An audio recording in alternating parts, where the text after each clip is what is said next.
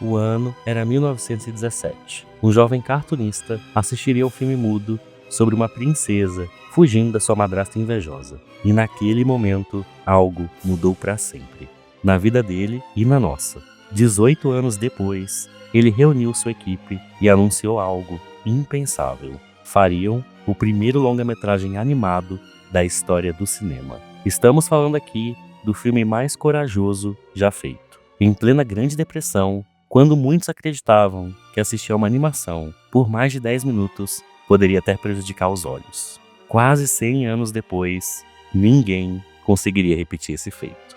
Bora pra minuta de A Branca de Neve e os Sete Anões.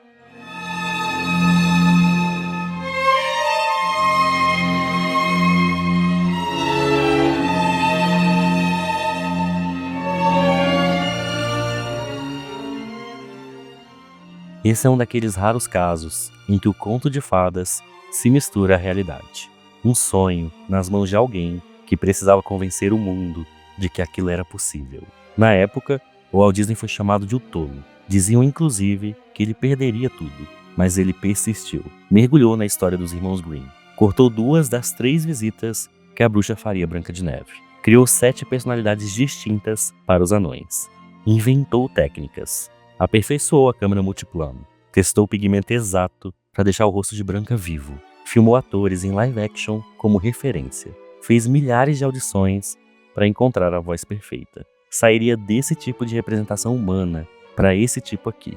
A verdade é que é impossível colocar em palavras o salto que o Walt Disney deu para dar vida a esse filme. O timing precisava ser preciso. As sutilezas quase invisíveis, eram as que sustentariam a verdade da história, do caimento das roupas enquanto os anões dançavam, até os urubus que acompanhavam silenciosamente a bruxa. Tudo isso para o maior teste de todos, a noite de 21 de dezembro de 1937. Aliás, poucos dias antes da sua estreia, 2 cenas ainda estavam incompletas, justamente as mais complexas de todas, a fuga na floresta e o funeral da Branca de Neve. Aqui, o maior desafio era convencer, em pouco mais de 1h30, que aquela história, até então encantadora, poderia emocionar. Poderia, inclusive, te fazer chorar.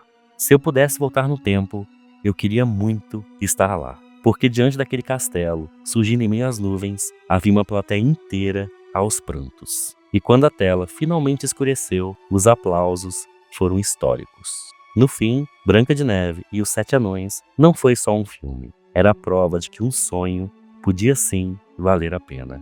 E se dentro de você existe também um apaixonado por animação, é porque esse filme brilhou. Brilhou tão forte que a sua luz continua a nos alcançar.